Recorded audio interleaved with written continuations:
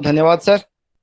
अब मैं नेक्स्ट वक्ता डॉक्टर अश्विनी महाजन सर, को convener SJM advisory board member, social science and management welfare association and youth economic association, doctor Ashwini Mahajan sir को आमंत्रित करता हूं कि वो अपने विचारों से हमारा मार्गदर्शन करें। धन्यवाद प्रवीण कुमार झा जी। इस गोष्ठी में उपस्थित हमारे परम मित्र ऐसे स्वदेशी जागरण मंच के पूर्व अखिल भारतीय संयोजक श्रीमान पी मुरलीधर राव जी, रीवा विश्वविद्यालय के माननीय कुलपति प्रोफेसर राजकुमार आचार्य जी, इस कार्यक्रम में उपस्थित नीति आयोग के सलाहकार ऐसे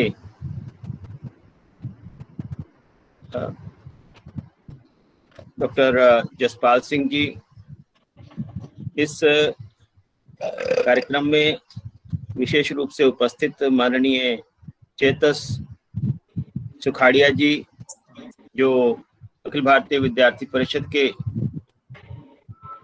मध्य क्षेत्र के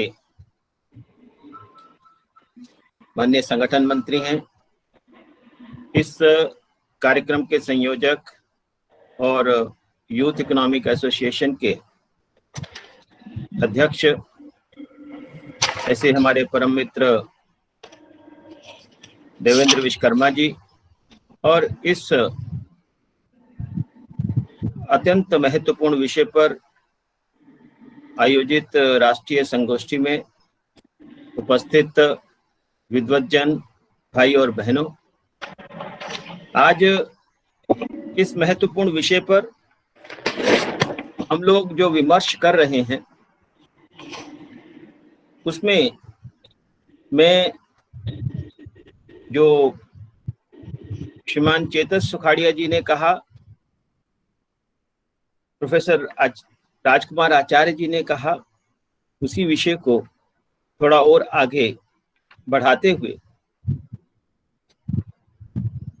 आज हम जानते हैं कि हमारा देश सबसे युवा देश है। इसके बारे में पूर्व वक्ताओं ने रेखांकित किया है। ये इसलिए हुआ क्योंकि जैसे जैसे हम आर्थिक दृष्टि से बेहतर हुए, हमारी जन्म दर घटी, साथ ही साथ मृत्यु दर भी घटी, और जन्म दर में घटने की दर मृत्यु दर में घटने की दर से कम होती है। इसलिए हम अपने युवाओं को बेहतर स्वास्थ्य सुविधाओं के कारण उनकी, इसको कहते हैं सर्वाइवल रेट को बढ़ाया, और भारत दुनिया का सबसे बड़ा युवा देश बन गया। अगर हम अपनी तुलना विश्व के दूसरे मुल्कों से करते हैं, यूरोप से, अमेरिका से, हम देखते हैं कि यूरोप में जनसंख्या नहीं बढ़ रही है, कहीं बढ़ भी रही है तो बहुत थोड़ी बढ़ रही है, क्योंकि उनके यहाँ परिवार टूट रहे हैं, परिवार प्रणाली समाप्त हो रही है, परिवार व्यवस्था समाप्त हो रही है। वे केवल अपने लिए जीते हैं। इंडिविजुअलिज्म पराकाष्ठा पर है। लेकिन हमारा समाज, हमारा युवा, जैसे चेतस जी ने भी रेखांकित किया कि वो संस्कारित है, और ये संस्कार हमें दुनिया से अलग बनाते हैं। दुनिया से बेहतर बनाते हैं। आज हम इस कार्य में जुटे हैं कि कैसे जो हमारा युवा, जिसकी संख्या बहुत बड़ी है, हम उसका पूरा पूरा उपयोग कैसे कर सकते हैं। कहने को अच्छा लगता है कि हम सबसे बड़ा युवा देश हैं, लेकिन यदि हमारे युवा, उनको रोजगार नहीं मिलता, अगर हमारे युवा उनको वो अपनी जीविका अर्जित नहीं कर पाते हैं और हम उनके लालन पालन के लिए, पोषण के लिए सरकार पर आश्रित हो जाते हैं, जिसके बारे में चेतस जी ने भी बताया, तो सरकार पर आश्रित होकर के कोई विकास नहीं हो सकता है। सरकार भोजन की व्यवस्था करे, सरकार आपकी चिकित्सा की व्यवस्था करे, सरकार आपकी सभी प्रकार की आवश्यकताओं को पूर्ण करे, शिक्षा समेत, तो वो सस्टेनेबल नहीं हो सकता, स्थायी नहीं हो सकता। हमने देखा है कि यूरोप के मुल्कों में वहां भी बेरोजगारी खूब बड़ी है और उसके कारण बेरोजगारों के लिए बेरोजगारी भत्ता, उनकी सारी व्यवस्थाएं वहां खड़ी की जा रही हैं। लेकिन उन मुल्कों को भी समझ में आ रहा है कि ये कोई स्थायी व्यवस्था नहीं हो सकती। और अगर हम देखें, यूरोप के तमाम ज्यादा से ज्यादा मुल्क इस समय बहुत बड़े आर्थिक संकट से गुजर रहे हैं, क्योंकि उनकी सरकारें वो सारा पैसा जुटा नहीं पा रही हैं। क्योंकि कहाँ से लाएंगे बुजुर्गों के लिए भी पैसा और युवाओं के लिए भी पैसा, जब अधिकांश जनसंख्या आश्रितों की जनसंख्या हो गई है। और कोई भी सरकार चाहे कितनी भी अमीर क्यों ना हो, यूरोप के मुल्कों की बात करें, तो भी वो उसकी व्यवस्था नहीं कर पाती। इसलिए जब हम युवाओं की बात करते हैं, उनके व्यवस्थाओं की बात करते हैं, तो सीधे सीधे हमारा ध्यान उस विकास के मॉडल की तरफ जाता है जिसकी चर्चा प्रोफेसर राजकुमार आचार्य जी कर रहे थे। विकास की अवधारणा क्या है? उन्होंने उसके एक पक्ष को छुआ, पर्यावरण। यदि हम पेड़ काटकर, प्रकृति का शोषण कर जीडीपी को बढ़ा रहे हैं, तो क्या उसे विकास कहेंगे? यदि हम जीडीपी तो बढ़ा रहे हैं, लेकिन हमारे अधिकांश लोग भूखे हैं, बड़ी संख्या में लोग भूखे हैं, तो क्या हम उसे विकास कहेंगे? यदि जीडीपी तो बढ़ रही है, लेकिन वो जॉबलेस ग्रोथ है, तो क्या हम उसको विकास कहेंगे? यदि जीडीपी बढ़ रही है, लेकिन लोग बीमार ज्यादा हो रहे हैं, डॉक्टरों के पास ज्यादा जाना पड़ रहा है, अस्पतालों में ज्यादा दाखिल हो रहे हैं, चिकित्सा पर खर्च बढ़ रहा है, तो क्या हम उसे विकास कहेंगे? यदि लोग पहले से ज्यादा गरीब हो रहे हैं, अमीरों की आमदनी बढ़ती जा रही है, तो क्या हम उसे विकास कहेंगे? इसके बारे में जरूर चिंता करनी पड़ेगी। मित्रों, अर्थशास्त्र का विद्यार्थी होने के नाते मैं कुछ आंकड़ों को जरूर देने का प्रयास करता हूं, ताकि हमारे सबके ध्यान में रहे कि जो अखबारों में हम जीडीपी पढ़ते हैं, जसपाल सिंह जी यहाँ बैठे हैं, नीति आयोग के उपाध्यक्ष हमारे परम मित्र हैं, उनसे भी हमारी बातचीत होती है कि जो जीडीपी की अवधारणा है, हम जो विचार करते हैं कि जीडीपी अगर बढ़ जाएगी तो उससे उद्धार हो जाएगा, अगर जीडीपी बढ़ जाएगी तो देश का विकास हो जाएगा, ये बात सही नहीं है। मैं यहाँ पर बहुत प्रसिद्ध अर्थशास्त्री थॉमस पिकेटी को उद्धृत करना चाहूंगा। उन्होंने कहा 1984 से लेकर 2014 के बीच के जो 1980 से लेकर 2014 के बीच में जो 34 वर्ष हैं, उसमें जो भी जीडीपी ग्रोथ हुई उसका 66% हिस्सा ऊपर के 10% लोगों के हाथ में गया और उसमें से 33% हिस्सा ऊपर के मात्र 1% लोगों के हाथ में चला गया। यानी ऐसी जीडीपी ग्रोथ जिसमें 90% जनसंख्या बाहर है, उसको क्या विकास कहेंगे? एक और उदाहरण आपके सामने रखता हूं। राजकुमार जी ने कहा कि गांवों का देश है भारत, गांवों की प्रगति ही देश की प्रगति है, गांवों में रोजगार बढ़े तो ही देश में रोजगार बढ़ेगा, गांवों की स्थितियां बेहतर होंगी, गांवों का युवा सुखी होगा तो ही देश का युवा सुखी होगा। ऐसा अगर हम मानते हैं,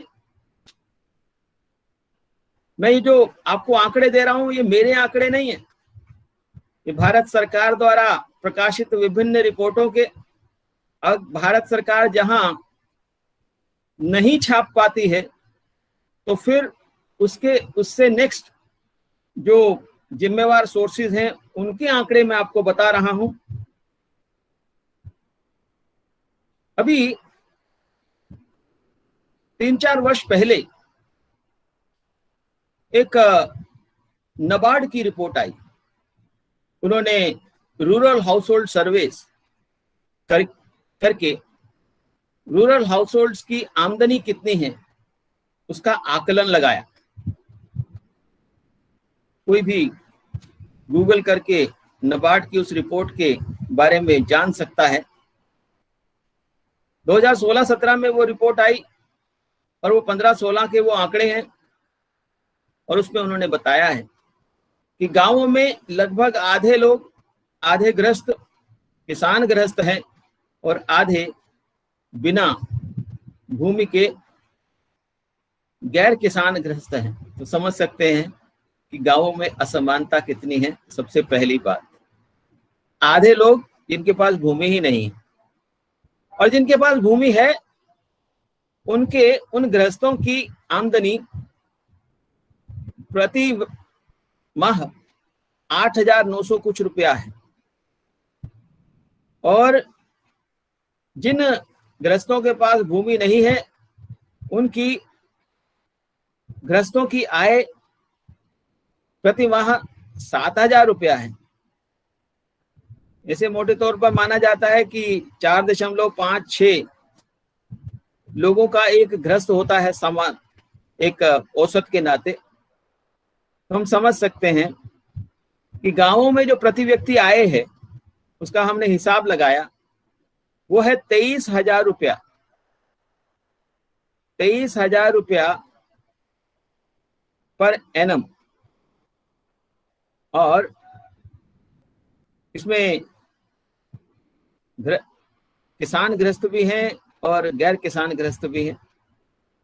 जब हमने हिसाब लगाया कि शहरों की प्रति व्यक्ति आय कितनी है तो पता लगा कि 2,89,000 रुपया। यानी गांवों की प्रति व्यक्ति आय और शहरों की प्रति व्यक्ति आय में अंतर है 12.3 गुना का। यानी यदि गांव में 1 रुपया कमाई होती है तो शहरों में 12.3 रुपया कमाई होती है। लेकिन हम भी जानते हैं न गांवों में समानता है न शहरों में सबके बीच में एक जैसा समान वितरण है। तो हम समझ सकते हैं कि गांव के गरीब की क्या हालत है और शहर के गरीब की हालत तो हम लोग जानते ही हैं। हमने देखा है लॉकडाउन के दौरान किस प्रकार से दिल्ली और दूसरे महानगरों से मजदूरों का पलायन हुआ, वो सारी की सारी पोल खुल गई उस भूमंडलीकरण के समर्थकों की, जो ये कहा करते थे कि globalisation is shining for poor too. मैंने उनसे प्रश्न पूछा, कहाँ शाइन कर रहा है हमारा ग्लोबलाइजेशन गरीबों के लिए, जो नंगे पैर बिना किसी वाहन के इतने साल नौकरियां करने के बाद, इतने साल मेहनत करने के बाद शहरों से गांवों की तरफ पलायन करते हुए उनके पास कोई वाहन भी नहीं था और वो पैदल चल पड़े थे। तो इसका समझ में आता है कि हमें विचार करना पड़ेगा कि यह जो विकास की अवधारणा है, जिसमें हम सब कुछ जीडीपी से मापने की कोशिश करते हैं, वो अवधारणा को पहले बदलना पड़ेगा। पूर्व वक्ताओं के इस विषय को मैंने और अधिक स्पष्ट करके आपके समक्ष रखने का प्रयास किया है। मित्रों, अब विषय आता है कि जब दुनिया भर में बेरोजगारी बढ़ रही है, तो भारत में रोजगार का निर्माण कैसे होगा? जब दुनिया भूमंडलीकरण के रास्ते पर चलकर बेरोजगार होती जा रही है, तो भारत उस भूमंडलीकरण के रास्ते पर चलकर सबको रोजगार युक्त कर लेगा, ये संभव नहीं है। इससे पूर्व में भी हमारे पूर्व के कई प्रधानमंत्री बार बार ये कहते रहे, ये जीडीपी ग्रोथ तो है लेकिन ये जॉबलेस ग्रोथ है। लेकिन साथ ही साथ ये कहा कि जो लोग रह गए, पिछड़ गए, उनको हम उनकी पूर्ति कर देंगे। लेकिन समझ में आ रहा है कि अगर 90% पिछड़ गए तो 10% लोगों के दम पर हम 90% की पूर्ति नहीं कर सकते हैं, हम उनको और अक्षम नहीं बना सकते हैं। आज आवश्यकता इस बात की है कि हमारे हर युवा के हाथ में काम होना चाहिए, कोई बेरोजगार नहीं होना चाहिए। बेरोजगारी भत्ते के बारे में हमें विचार ही नहीं करना चाहिए, क्योंकि हमें विचार करना चाहिए तो एक ऐसी स्थिति पर, एक ऐसी व्यवस्था पर जिसमें सबको रोजगार मिले, सबके हाथ को काम मिले। हम कहते हैं कि हर हाथ को काम, हर खेत को पानी। ये कैसे होगा? ये बात हमें समझने की जरूरत है। मित्रों, इस 30 वर्षों के भूमंडलीकरण ने हमें एक बात समझाई है कि भूमंडलीकरण का मतलब है अपने टैरिफ घटाते जाओ, बाहर से सामान आने दो और ये सोचो कि जो सबसे ज्यादा बेहतर तरीके से बना सकता है उसका सामान खरीदेंगे, जो सबसे सस्ता दे सकता है उसका सामान खरीदेंगे। तो हमने देख लिया, हमने चीन का सामान खरीदा और खरीदते चले गए, और भारत के बाजारों में सब कुछ चीन का ही आने लगा। चाहे वो चीन से एपीआई आना हो, चीन से मशीनरी आनी हो, चीन से मोबाइल फोन आने हो, चीन से इलेक्ट्रॉनिक सामान आने हो, चीन से खिलौने आने हो, चीन से कुछ भी आना हो, सब कुछ चीन से आ रहा है। भारत का युवा हाथ जोड़ करके उनसे सामान खरीद रहा है। इस कोरोना ने हमें एक बहुत बड़ा सबक दिया है। जब कोरोना आया तो ध्यान में आया कि हमारे पास मास्क भी नहीं है, पीपीई किट्स चाहिए तो पीपीई किट्स नहीं है, टेस्टिंग किट्स चाहिए तो टेस्टिंग किट्स नहीं है, और ये कहने लगे कि हमारे पास तो वेंटिलेटर बनाने की भी व्यवस्था नहीं है, मेडिकल डिवाइसेस बनाने की व्यवस्था नहीं है, तो क्या करेंगे? सब कुछ चीन से आना है, उधर चीन से वायरस आ रहा है और चीन से ही हम सामान भी मंगाएंगे। ये दो बातें साथ साथ नहीं चल सकती। तो हमारे नेतृत्व ने एक नारा दिया, एक स्लोगन दिया एक आह्वान किया, और वो आह्वान है आत्मनिर्भर भारत का आह्वान।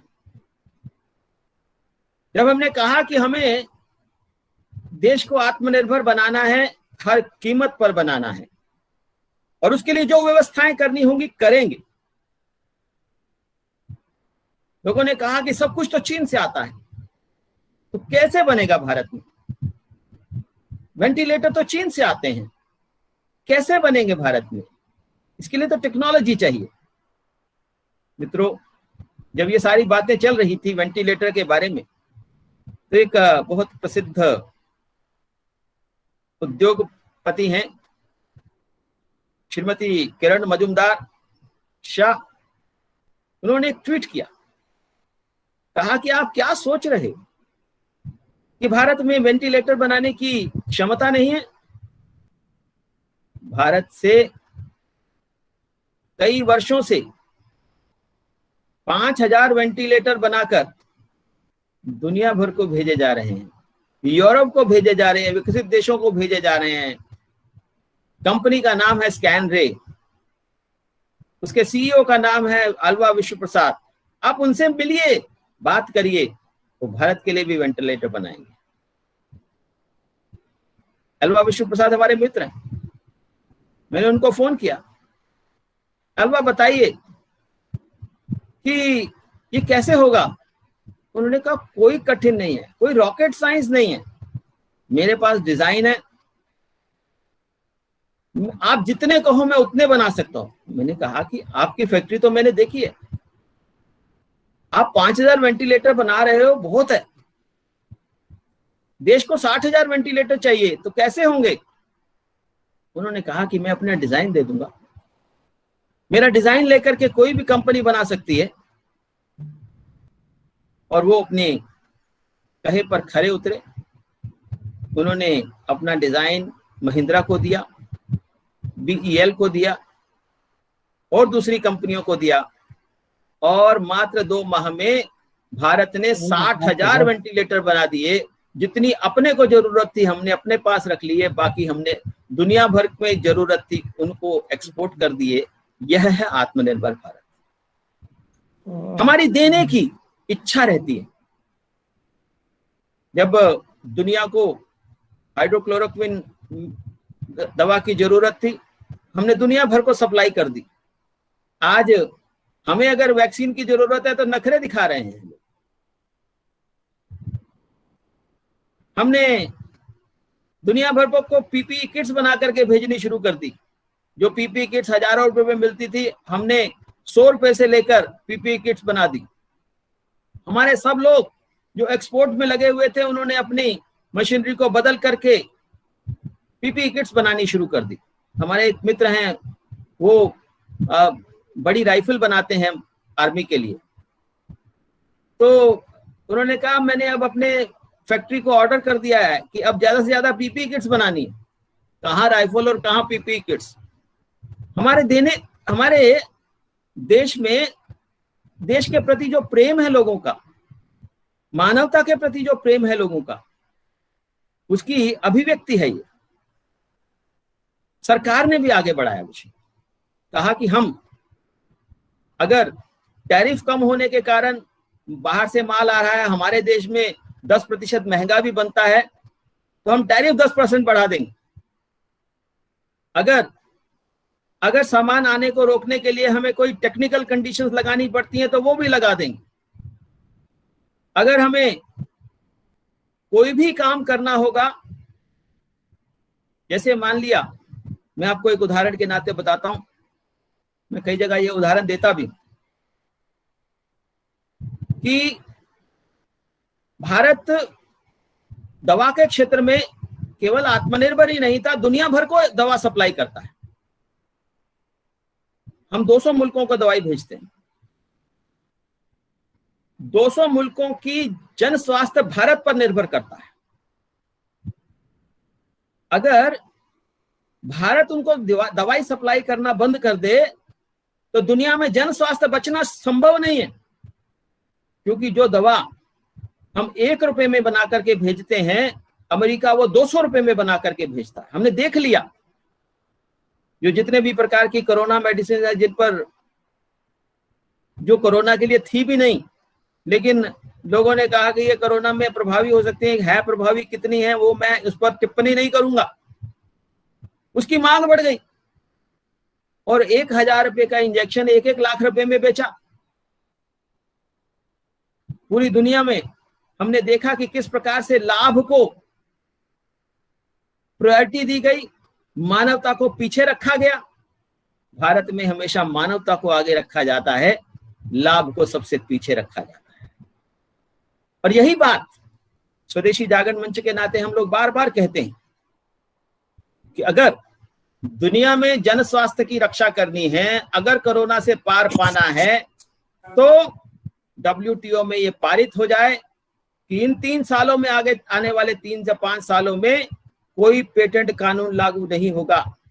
पेटेंट से सबको मुक्ति मिल जाएगी और कोई भी चाहे कोई भी दवा बनाए, कोई भी मेडिकल डिवाइस बनाए, उस पर कोई पेटेंट नहीं। ये भारत सरकार ने पहले से ही अक्टूबर में WTO में निवेदन कर दिया है और स्वदेशी जागरण मंच ने इसके लिए जन अभियान छेड़ दिया है। 3.5 लाख हस्ताक्षर उस याचिका पर हो चुके हैं, जो देश की जनता की तरफ से WTO को और भारत सरकार को और इन कंपनियों को दिया जाएगा, जो लाभ को पहले रखती हैं और मानवता को बाद में रखती हैं। मित्रों, यही जरूरी है कि हम आत्मनिर्भर भारत की तरफ आगे बढ़े। मैं आपसे जो उदाहरण आपके सामने रख रहा था, APIs का उदाहरण, जो दवाई बनती है उसका कच्चा माल होता है एक्टिव फार्मास्यूटिकल इंग्रेडिएंट्स, APIs।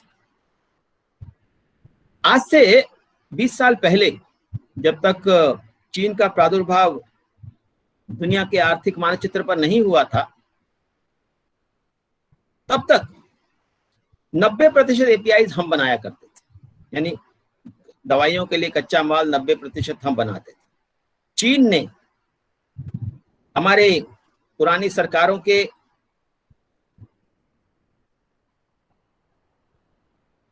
समर्थन से, जिनका चीन के साथ MOU साइन था, APIs भारत में नष्ट हो रहे थे और वो APIs पर टैरिफ्स घटाते जा रहे थे। और चीन भारत की API इंडस्ट्री खत्म हो जाए उसके लिए आधे 25% रेट पर वो APIs भेज रहा था। भारत में 25, अगर कोई सामान 100 रुपए का बन रहा है और चीन से 25 रुपए का आ रहा है, तो कोई भी उद्योगपति API क्यों बनाएगा? हमारी API इंडस्ट्री खत्म हो गई, बंद हो गई। और मात्र 20 सालों में हम 90% से 10% पर आ गए। 90% आज हम इंपोर्ट करते हैं और 10% हम बनाते हैं।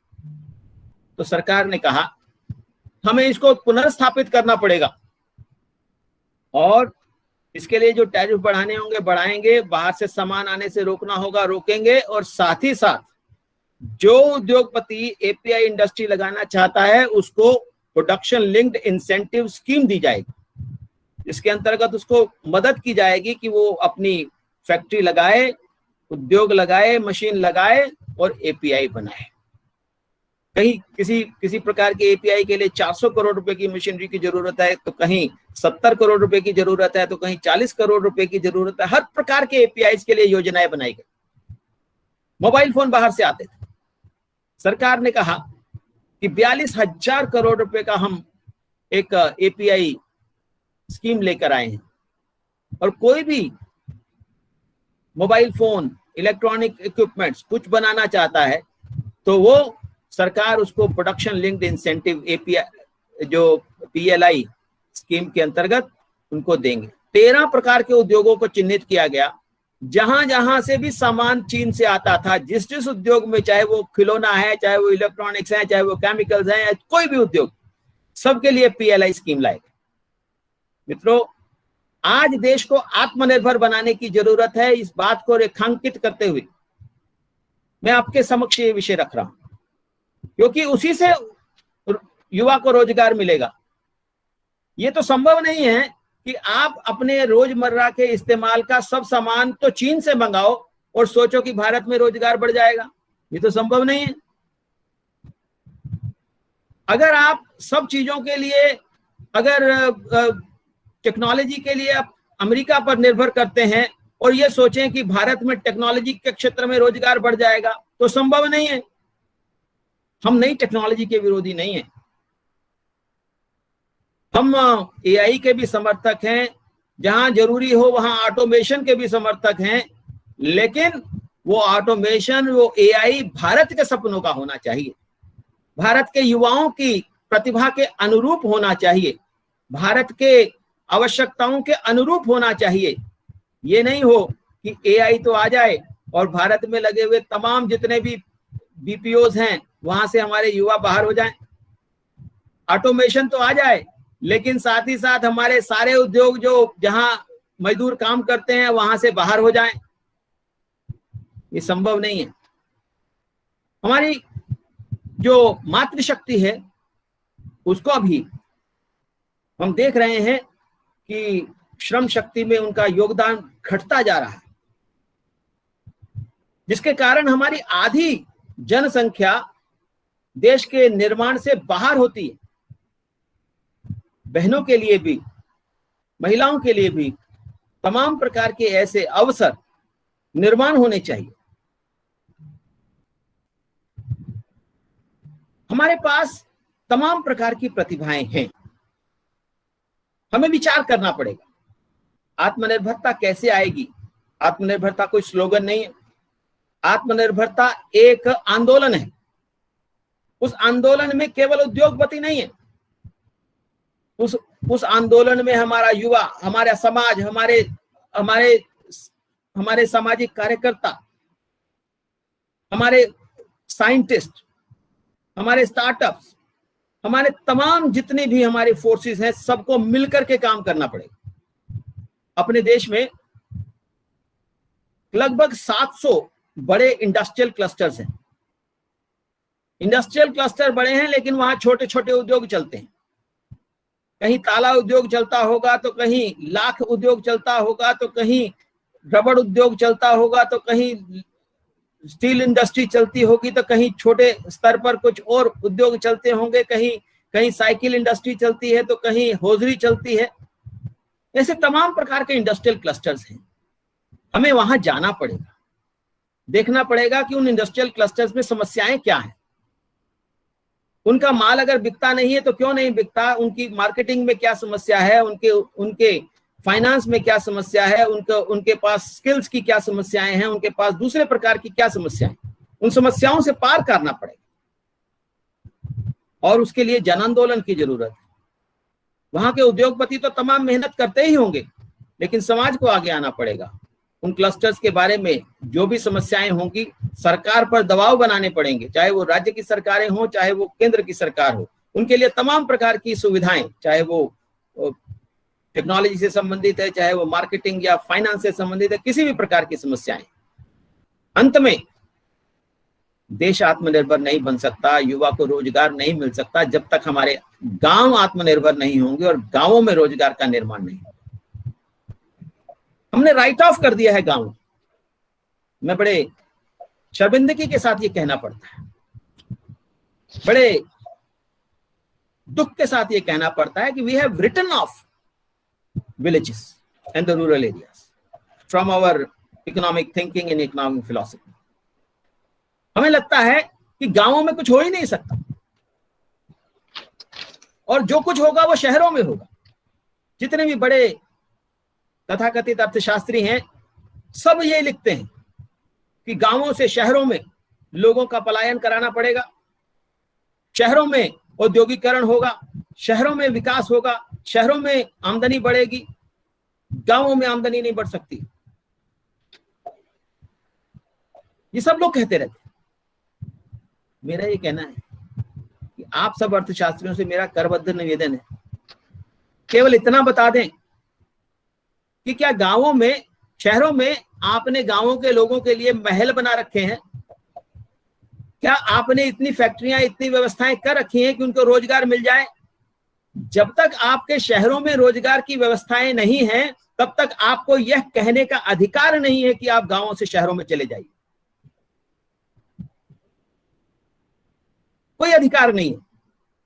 और हमने देखा है कि गांवों से आने वाले शहर में लोग किस प्रकार से कोरोना के बाद वहां से पलायन किए, उनकी क्या व्यवस्था थी, क्या क्या क्या उनकी स्थिति थी, हमने देखा है। हमें गांवों में ही रोजगार के नए अवसर खड़े करने पड़ेंगे।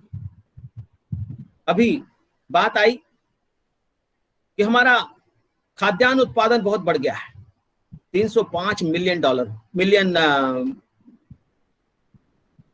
टन हो गया, और हमारे खाद्यान्न जो भंडार है उफान ले रहे हैं। हमें इतने खाद्यान्न नहीं चाहिए, उनकी रखने की भी समस्या है, लेकिन उधर हमारे पास खाद्य तेल कम है, वो हमें इंपोर्ट करने पड़ रहे हैं।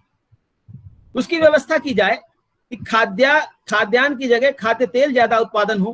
क्यों हम 70% खाद्य तेलों के लिए विदेशों पर निर्भर हो? क्यों नहीं हम ऐसी व्यवस्था कर लेते कि भारत में ही खाद्य तेलों का उत्पादन हो, तिलहनों का उत्पादन बढ़े। पिछले 5 सालों में सरकार के मेहनत से ऐसा हुआ भी है। हम लगभग खाद्य तेलों का उत्पादन, जो तिलहनों का उत्पादन लगभग दुगना कर चुके हैं 5 सालों में। इसके साथ ही साथ हमने दालों का उत्पादन भी बेहतर किया है, और उसके कारण भी रोजगार निर्माण होता है। अगर दाल ज्यादा दलहन ज्यादा पैदा होते हैं तो उससे भी रोजगार पैदा होता है। अगर तिलहन ज्यादा पैदा होता है तो उससे भी रोजगार पैदा होता है, क्योंकि गांवों में घानी लगती है, गांवों में दलहन के लिए व्यवस्थाएं खड़ी होती हैं, दालों और इस प्रकार की फूड प्रोसेसिंग इंडस्ट्री, तमाम प्रकार की फूड प्रोसेसिंग इंडस्ट्री हम गांवों में लगा सकते हैं। केवल फूड प्रोसेसिंग ही नहीं, डेयरी है, एनिमल हस्बेंड्री है, फॉरेस्ट, तमाम प्रकार की दूसरी फॉरेस्ट्री है, और इसके अलावा हॉर्टिकल्चर, फ्लोरिकल्चर, मशरूम प्रोडक्शन, साथ ही साथ मत्स्य पालन, ऐसे बहुत से उदाहरण हैं। मैं अंत में आपको ये बताऊंगा कि ये जो बातें मैं कह रहा हूं ये कल्पनातीत नहीं है, ये व्यवहारिक हैं। व्यवहारिक इसलिए भी हैं, मैं आपको एक रिपोर्ट का हवाला देकर के अपने विषय को समाप्त करूंगा कि जब 2001 में भूमंडलीकरण के प्रबल समर्थक, उस समय के योजना आयोग के मेंबर मोंटेक सिंह अहलूवालिया ने एक रपट प्रस्तुत की कि कहा कि अपने देश में गांवों से तो रोजगार निर्माण हो ही नहीं सकता, और शहरों में भी अगर रोजगार निर्माण करना है तो उसके लिए आपको सब चीजों के लिए एफडीआई लानी पड़ेगी, चाहे वो एग्रीकल्चर है, चाहे वो रिटेल है, चाहे वो कुछ और है। उस समय स्वदेशी जागरण मंच ने उसका विरोध किया और भारत सरकार ने एक नई कमेटी का गठन किया एसपी गुप्ता जी की अध्यक्षता में, और उन्होंने बताया कि हर साल 1 करोड़ और 10 सालों में 10 करोड़ लोगों का रोजगार मिल सकता है। ये मेरी रिपोर्ट नहीं है, ये प्लानिंग कमीशन के मेंबर जो थे प्रोफेसर एसपी गुप्ता जी, उनकी रिपोर्ट है, प्लानिंग कमीशन की रिपोर्ट है।